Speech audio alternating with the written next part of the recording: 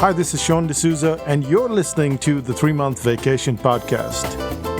This podcast isn't some magic trick about how to work less. Instead, it's about how to really enjoy the work that you do and to enjoy your vacation time.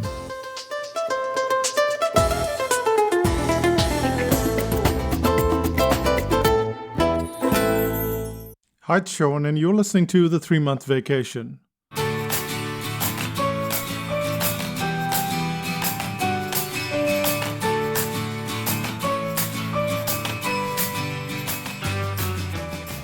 Back in the year 2000, I was pretty hopeless at selling. Well, not quite hopeless, but I always had this feeling that I was selling, that somehow it made me feel not so good. And then I went to a conference where there was a speaker, trainer, author, Brian Tracy. It was a day-long conference, and he'd been training people. And then at the end of his presentation, he did something very strange. He would be selling these CDs, because back then you would get CDs, and they were in this big case. Think of like an A4 size or a letter-sized case, and there were a whole bunch of CDs in them. And then instead of just opening up the case and showing the audience the CDs, and we're talking about an audience of about 200, 250 people, what he would do was he'd rip the cellophane off the case.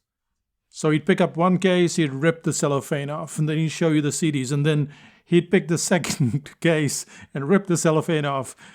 And sitting in the audience, it seemed like such a weird thing to do. Now, luckily, I'd already got in touch with Brian before he got to Auckland. So I went backstage and I asked him, "Why do you do that?" And he says, "I tested it, and every time I rip the cellophane off the case, the sales go up."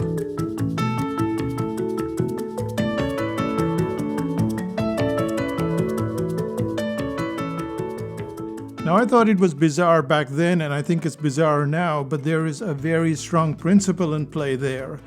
And that's what we're going to cover today. We're going to cover 3 topics as always. The first is the definition of sales. I know you think you know what sales is. I thought I knew what sales was. It's different than what you think. So let's start off with defining it. In the second part of this episode, we'll look at why you cannot be enthusiastic about the whole product or the whole service and why you need a subset.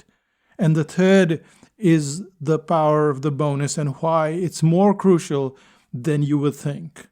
But let's start out at the top, and that is, what is the definition of sales?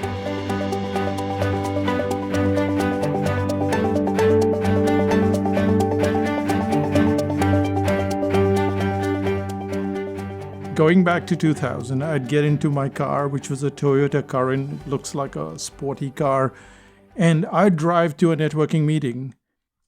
I'd slip in the cassettes, and then I'd be listening to a whole bunch of speakers, and they would talk about sales and how you need to close and how you need to get past the gatekeeper, and it drove me insane because I didn't feel like that until I ran into this one definition that sat so well with me that I've been able to use it for the rest of my career, which is now psychotactics, almost 20 years.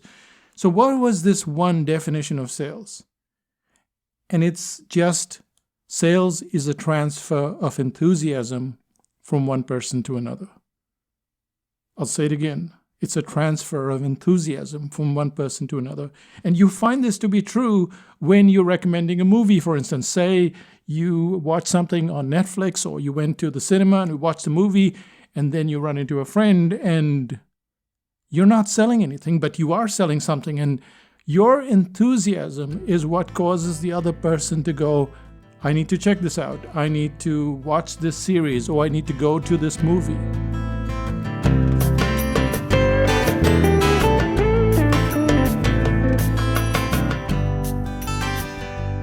The same might apply to some restaurant that you've been to, or some computer that you've bought, or some program that you enjoy so much. And every time you see this in real life, what you recognize is that when you're super enthusiastic about something, then the other person doesn't see it as sales. They see it as you being enthusiastic. But what we have there is a transaction happening shortly after. Without realizing it, you've poured all of that energy into the other person. And without realizing it, they feel about as enthusiastic, or probably more enthusiastic, to go ahead and to make that purchase. And the moment I ran into this definition and let it sit with me for a while, it not only completely changed the way I looked at sales, but it changed the way that the customers looked at me or the product or the services that we were selling. So we'd stand up in front of an audience and then we'd talk about something like 5000 BC, which is the membership site, or we talk about the brain audit. And before this enthusiasm thing, I always felt like, hey, I'm coming to the part where I have to make this pitch, and I always called it a pitch. And I always felt that pressure, and the audience felt pressure, and both of us are feeling pressure, and it's not helping either of us until I started getting enthusiastic about it. But the problem, as we've figured out right at the start, is that you cannot get enthusiastic about everything. So yes, sales is the transfer of enthusiasm from one person to another. But let's find out in the second part why you need to get enthusiastic about a subset rather than your entire business.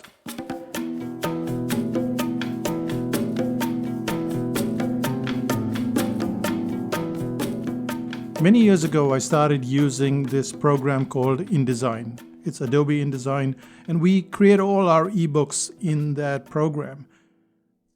Now, InDesign is like Photoshop.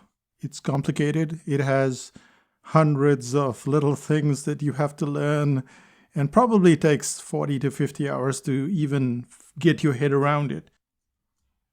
However, once I got control of the program, more or less, I then figured out what were the important elements to create an ebook. And one of those elements was the libraries. Now, libraries is approximately what it sounds like. You take all the stuff and you put it over there. So let's say you wanted the text to be on the top left-hand page at precisely the same point. Well, the way to go about it is to put your text at that point and drag it to the library. And then when you need it again to sit at that exact point on another page or another document or any document, it will snap right to that same spot in the same font with the same font size, and it's like magic. So what we're talking about here is not InDesign. InDesign is this big behemoth of a program, and libraries are this small, tiny little subset, but an exciting subset.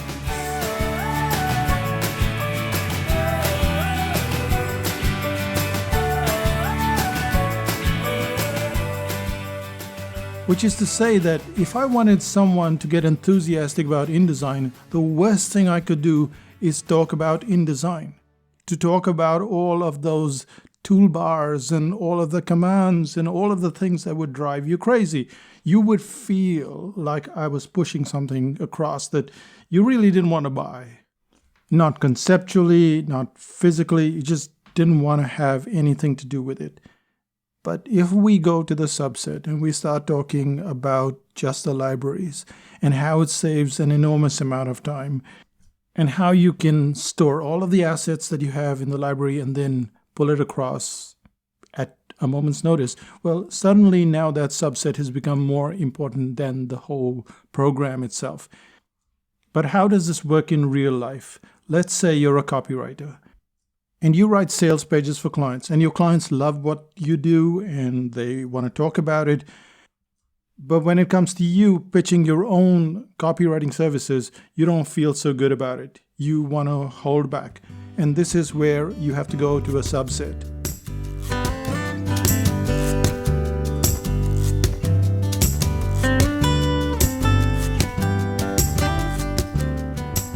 And just to stay with that copywriting theme, we have a product that we originally delivered as a workshop. We had this workshop in Houston, in Singapore, in Brussels, and New Zealand. And it was very hard for me to say, get enthusiastic about copywriting. Because clients are not going to get enthusiastic about copywriting. What they are going to get enthusiastic is about one element. Maybe that element would be testimonials, or maybe it would be the headline, or you get what I'm saying, right? It's one element. In this case, what we had figured out was that instead of starting the sales page from the headline, we started down at the features and benefits and then go to the bullets, and we work our way from the bottom up. I got enthusiastic about bottom up sales pages. And that drove the whole enthusiasm factor to the point where we were able to sell out all of the courses very easily across all of these different countries and different situations.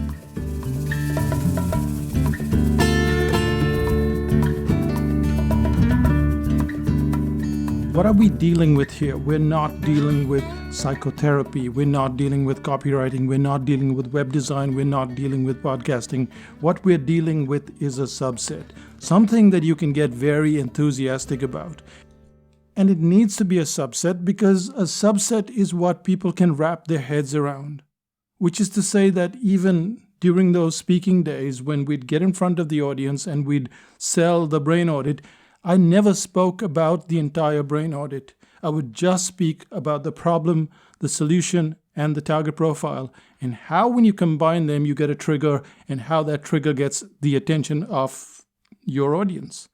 So what people were buying into at that point is, hey, I'm going to say something, and my client is going to go, what do you mean by that? Or how do you do that? They were buying into a tiny subset. They were getting enthusiastic about the subset. They would buy the books and then email me and say, hey, am I getting this right? You see what's happening here? Instead of trying to sell a complete package, a complete product, a complete whatever it is you're selling, look for the subset. Look for something that you're really enthusiastic about because you can describe it. And usually when you can describe it, there's going to be some kind of result.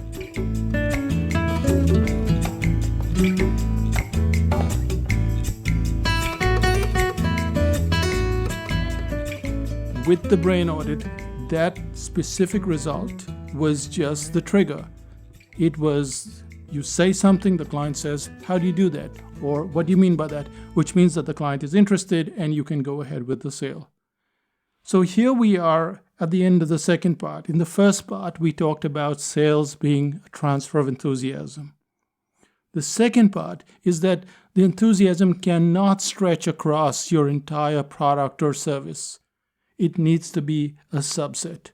And when it is a subset and something that you're really interested in, then your client can wrap her or his head around it and they get enthusiastic as well. And now we have set that whole sequence of the sales moving, which then takes us to the third part. And that's something that we often overlook, and it's called the bonus.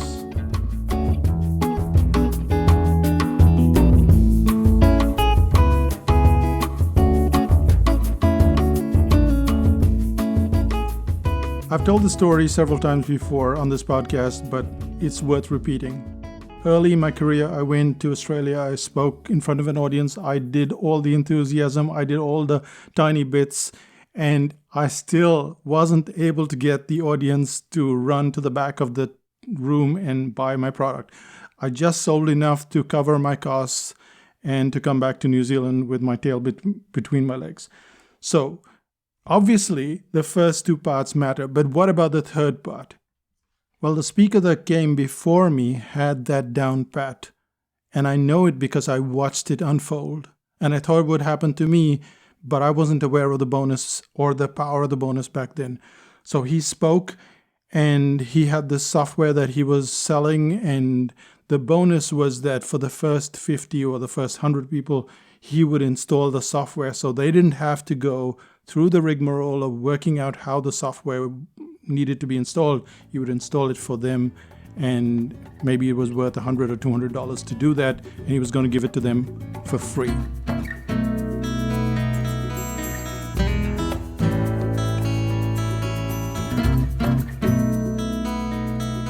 And as I was sitting there, people were getting up and running to the back of the room. To the left of me, to the right of me, there were people just going nuts wanting to buy his product. And then I got on stage, I made a great presentation, I had all the enthusiasm, and I didn't have a bonus. And like 10 people or 15 people got up and eventually bought the brain audit, which is what we were selling back then. So what is this bonus all about? You already know what a bonus is. When you get to a sales page, you go to the bottom of the page and they're offering you something. And usually they have like 15 videos and 25 PDFs and all of that stuff. And you don't need to do any of that. If you go to a psychotactic sales page, what you'll find is about 2 or 3 bonuses, but often just a single bonus. Here's the difference. The bonus needs to be something that the client really wants. And how do you know that they want it?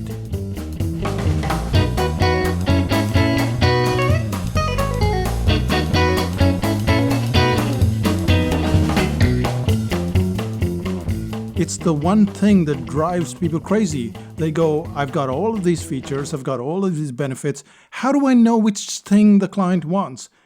And the answer is, it doesn't matter. What matters is that you pick one point and then you get super enthusiastic about it. So we're going full circle, or rather we're coming full circle for this enthusiasm bit. You have to be enthusiastic about one little thing. And then you spend a whole paragraph or 2 paragraphs explaining the bonus, why it's so important, why it's unique, how it's going to make all the difference. And that is precisely when the client pays attention to it. Because you're not only saying this is a bonus, but you're explaining the bonus in a couple of paragraphs. You've got a graphic there, you've got a caption, you've got a price for the bonus. Suddenly, you've put an enormous amount of value in that bonus. To take an example from one of our pages, say the info products course, one of the things that clients ask me time and time again is how do we create what we call the Bible? So the brain audit that has sold over $500,000 as a product alone. And because of the brain audit, clients have bought into 5000 BC, they bought into courses, and they've sustained the business over the past 20 years. How do we create that Bible?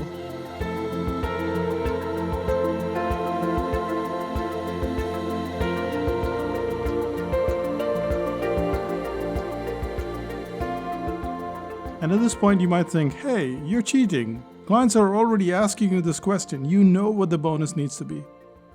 But that's not true. In fact, almost any one of the bullets, and you can pick any of the bullets, and I'll pick just 2 or 3 to demonstrate that you could pick any of the bullets and then go into detail and you'll find that it's interesting. So the first bullet, and this is totally random because it's going in order here from the sales page. It is how to start with a topic and to break it down into components. Now, when you have that just as a line, there's nothing great about it. But most people struggle with topics. They have a topic, maybe it's about depression, and then they have to break it up into several components, and they don't know how to do it. Now, in that bonus, I could say, how do you break it down? And then explain that in a paragraph, put a graphic, put a caption, and now suddenly that's a very valuable bonus. Take the second bullet. How to determine the order of the components.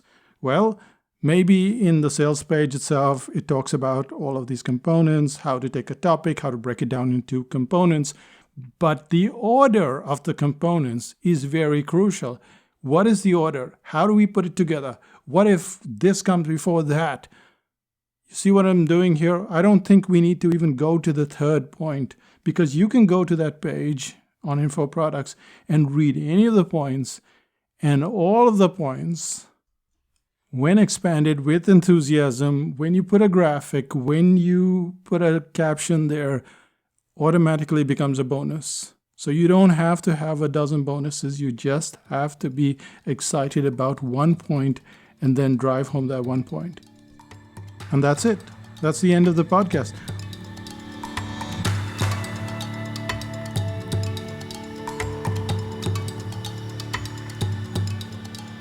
We've gone from this point where you felt that sales was yucky, and we started at that point in time. And that's because of all this closing and all these techniques, like you have to get into somebody's face and then pitch them. You don't have to do that. You just have to be enthusiastic. But the second point was what you have to be enthusiastic about. And that second point was you cannot be excited about the whole topic. You cannot be excited about copywriting or InDesign or web design or whatever it is you're doing.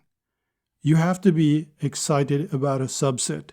And I gave you that example of how instead of selling the brain audit as a book, we just sold the concept of the trigger. And that trigger got people excited, which then took us to the third part. And the third part was that even when you are enthusiastic about something and enthusiastic about the subset, you still have to have the bonus. Because when a client goes to buy your product, they've already gone through that whole decision-making process. And that bonus becomes a big aha moment for them. They need to have the bonus. They want that bonus more than the product itself.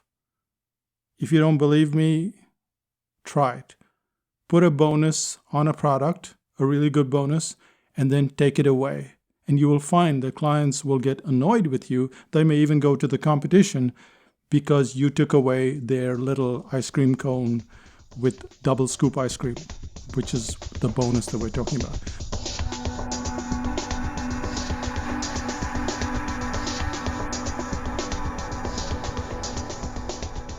So the bonus becomes very crucial. And while you might think, oh, I have to go and get something special, you don't have to get anything special. If you just look at any of our sales pages and just go through the bullets and you pick any one of them, and you expand it and you put a graphic and you get enthusiastic about it, that becomes the bonus. You just have to explain why it's important to me, and I'm going to be enthusiastic about it. And that's how you go about selling to someone, just like I'm doing right now. I know it's a podcast, but I have to sell these ideas to you. I have to get you to be enthusiastic. I have to get you to take a subset. I have to get you to do that bonus that you've been putting off. So in a way, I'm selling an idea to you. And that's exactly what I'm doing through this factor of enthusiasm. And you can do it too. And that brings us to the end of this podcast. Let's find out what's happening in Psychotactics land.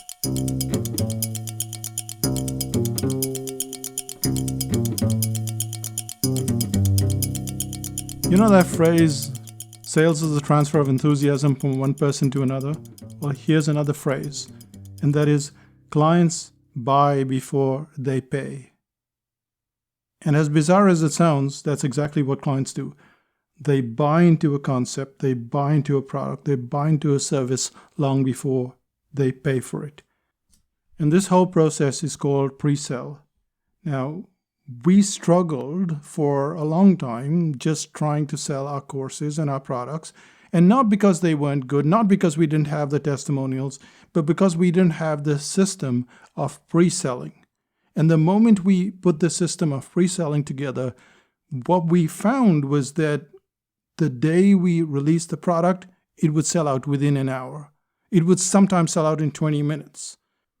And you think, why is it so important that it sells out so quickly? Yes, you want to sell out your products or your services, but why is it so important that it sells out so quickly? Because really marketing, by my benchmark, is when you do very little marketing at all.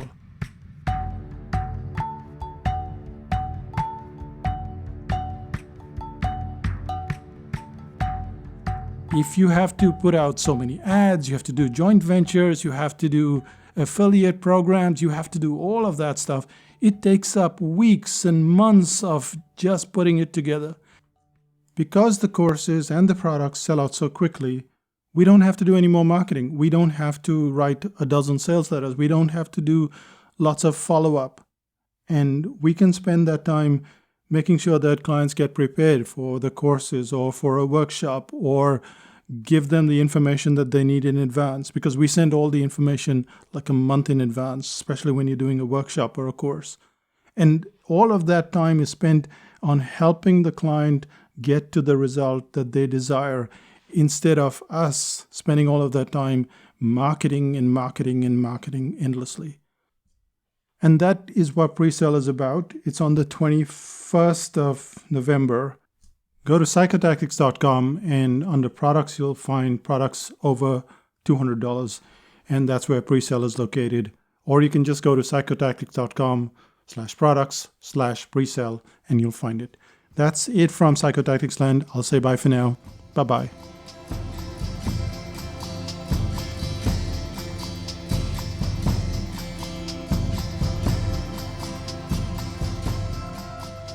Still listening? It's one thing to sell to clients. It's quite another thing when you're selling something to a kid. And these are my nieces, Marcia and Kara. And Marcia loves swimming, so she rates everything. So swimming is a 10 on 10. And then we said, what about painting? And she says, well, it's 5. And Kara, she didn't want to draw. She just wanted to paint, which is a dilemma because we wanted both of them to draw and paint in this painting session. Well, this is what we had to do. We had to get very enthusiastic. We had to get a subset. But the most crucial thing of all was we had to have the bonus. And the bonus was that they were going to get Karma Cola and then run around and play for half an hour to 45 minutes. And then we would sit for just 15 minutes and do the painting. And today, both of them love painting. Their favorite trip is when they go to the art store and they just go around there for 1 hour looking at what, I don't know, but they're so excited. And it's this concept of the bonus that enabled us to get them to paint and draw. And now they have their own books and they're very excited about it. So that's pretty much it from us at Psychotactics Land. We'll see you in 5000 BC. I'm not saying anything about it. You can go and check it out for yourself. That's 5000bc.com. Bye for now. Bye-bye.